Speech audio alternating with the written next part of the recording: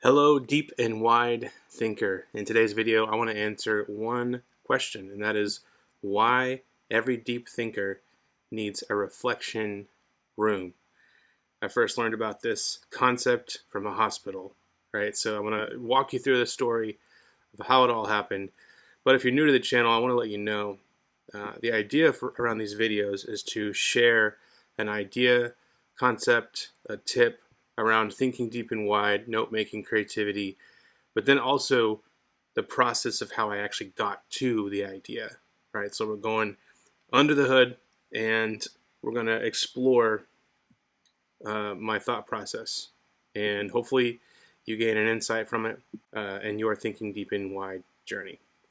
I want to pause just for a moment here and give you a free gift for hanging out with me today. This is a short PDF guide on how to get insights from the nonfiction books that you read and that you love into your PKM system. By the end of this guide, you'll have a simple system for highlighting your books, a mindful approach for adding content to your PKM system or PKM Notes app, a process for creating building blocks of knowledge for the future, and then a simple tip for making more connections between your notes. The link to the free guide is in the description below. This whole thing started with a reflection room seed. This is the note that I took when I was in the hospital in the waiting area, and I happened to notice a sign on the walls, one of those navigation signs that says cafeteria this way and imaging this way and all that kind of stuff. I think at the bottom of the list there was reflection room this way, and it caught my attention. I'm like, I've never seen a reflection room before in a list of, on a navigation sign or whatever to tell you where to go and where things are. I've not seen that before, never heard of it, definitely not seen it in a hospital. And so I started looking into reflection rooms. What is this, and where did it come from? All about reflection rooms. And essentially, reflection rooms are evidence-based. They're participatory art installations that offer an immersive physical space for people to write stories about their experiences and read the stories shared by others. Here's a picture, an example of a reflection room where you can read other people's stories and write, and it's designed specifically in a way where it is easy to reflect, to meditate, to pray. So just a place of calmness, if you want to call it that. And it's in short, it's a space for remembering, celebrating, teaching, learning, and connecting, which is why I've titled this specific note card Reflection Rooms, a space for remembering, celebrating, teaching, learning, and connecting. And so I wanted to dive into this further after I had initially put these thoughts and findings inside of this note card. So as I was reading the article, I found an article on how reflection rooms were created. There was a portion on storytelling that stood out to me, which led to an insight. So we're going to head there right now. You can see that I have a connection here. And this is the insight, or this is the part of the article. It said the study confirmed that storytelling can be an important part of witnessing loss and processing emotions such as grief, and that reflection rooms create space for remembering, celebrating, teaching, and learning, and connecting. And as I was considering that, as I was thinking about that, this insight came to me that storytelling can actually help me process my emotions, like actually telling my story, writing it down, bringing my experience to mind, right? I think a lot of us, me included, will just kind of take our experiences and shove them down and maybe not think about them, because it's hard to think about. But there's a way to actually begin to heal and process your emotions as you share your story. And maybe it's not even sharing with anybody else. It could be simply writing it down as a way to express. And so you bring that experience to your mind and you write it down. And then also this idea of being able to read other people's stories, and it also help you process your emotions. Uh, really powerful for me to see that, because I love stories and I love storytelling, but I never thought of it in a way of being able to process what's going on inside of your head, your heart, and your mind, and all that kind of stuff. So, really cool insight that I had from the seed of reflection rooms. Then, as I considered how it's a space for remembering, celebrating, teaching, learning, and connecting, I thought of my reflection room. And when I thought about that, I drew a line here to this new card, and I've labeled it thought. I'll go into this later, but I'm experimenting with labeling the connections, and as a way to visually kind of tell the story of how these ideas and thoughts and insights came to be. And it's kind of helpful for me, which I'll go into in a little bit. So here's the note card that I created. It's titled Nature, the most organic and pure reflection room. So in other words, nature is my reflection room. It's one of my reflection rooms.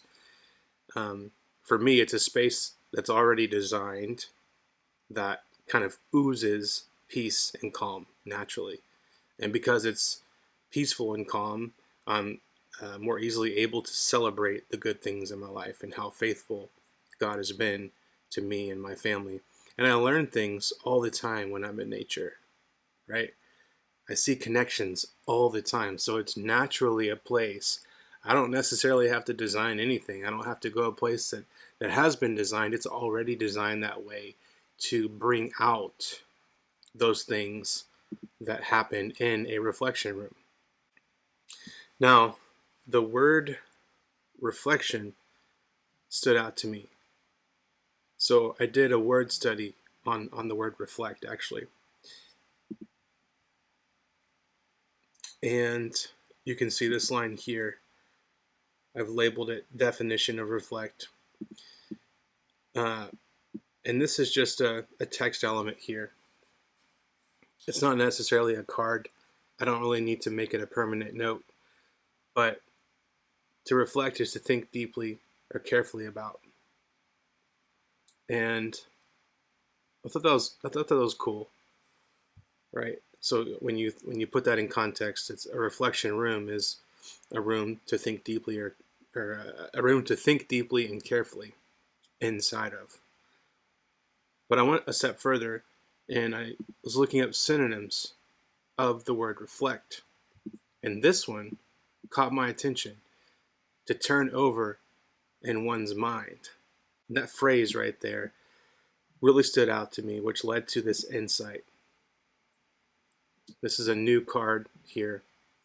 It's titled Find a New Angle by Turning the Idea Over.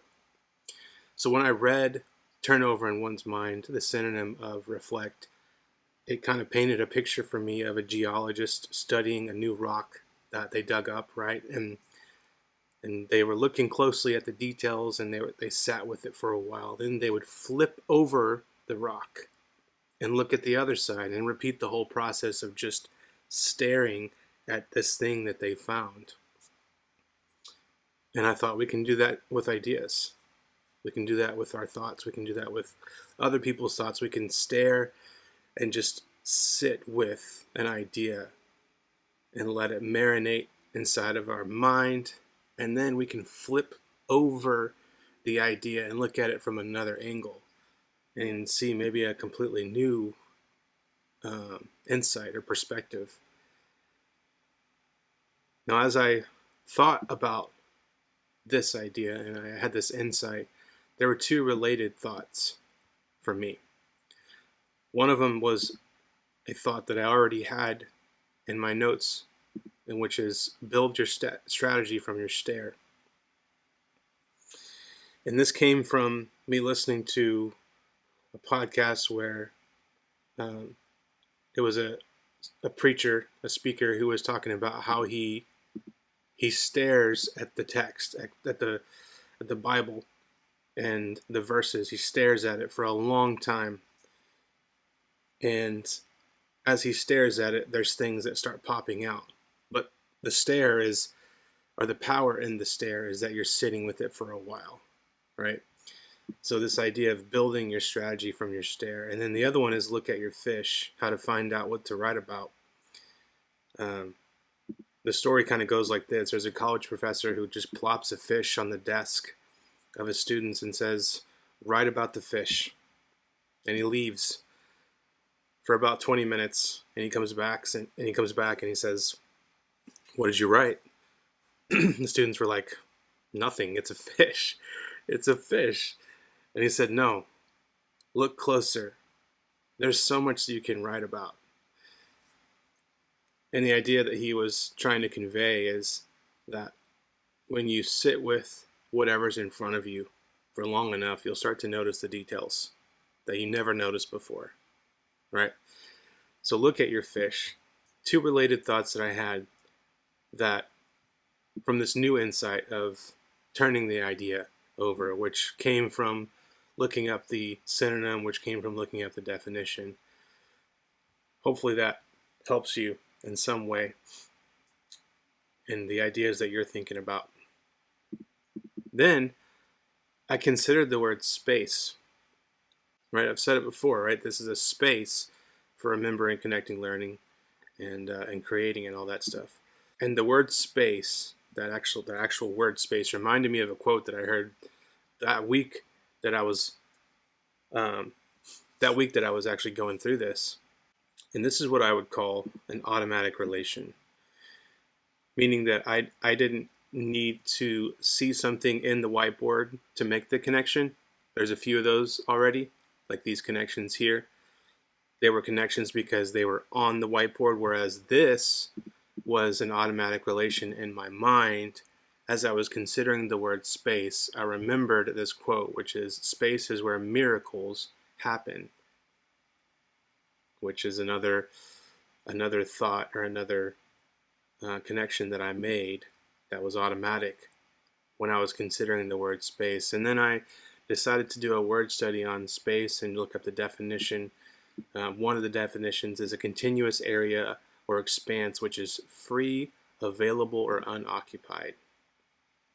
Now, when I considered that definition in the context and in relation to spaces where miracles happen, in relation to a space for remembering, celebrating, teaching, learning, and connecting, that's when I had another insight here that miracles are all around us if we leave room to see them.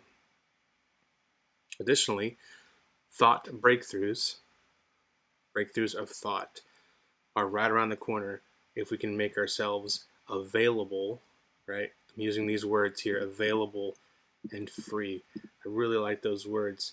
And how often do I make myself available and free? There's a lot of excuses that I could make of how I need to spend my time, but if I want to see a miracle, if I want to have an idea breakthrough, a thought breakthrough, I need to make myself available and free to do that, because space is where miracles happen. Okay, one last thing I want to talk about, and that is the note-taking tip that I've been experimenting with, and that is to label your connection lines to help you visually see the story of your thought process. I have other, let's see if I can find one. I've been doing it recently. I don't think I'm going to have it in here. You can see an example here, right? I have connection lines, but the connection lines, sometimes there's different reasons that I connect notes and thoughts and ideas. And this way, where I label the connections, it's easier for me to actually see why I connected those. And I can see the story of, for example, me starting out with a definition of reflect, which led to a synonym of reflect, and which led to an insight, right? And then I have these connections here, and when I read the word connection, I know that this is a connection after I had saw the two cards on the board together, and then I realized, hey, there's a connection here. Whereas this line right here is labeled automatic relation. I talked about that before, where I automatically thought about this quote that I had written down earlier, but it wasn't because I saw something on the board. It's because my mind made the connection. And so that for me is just an automatic relation compared to a connection. So I get to see why the lines are connected, or why the notes are connected when I label them in this way. Hey, listen, I hope you enjoyed this idea of reflection rooms, and if you've never heard of it, I hope it was an insight for you and insightful. If you have any questions on the process of thinking deep and wide that I went through today, or if you have any questions on Heptabase, this is the app that I'm using right now to jot down my ideas and thoughts, or if you have your own thoughts and ideas on your process that you want to share with me and with others in this video, then please comment below. Thank you so much for watching.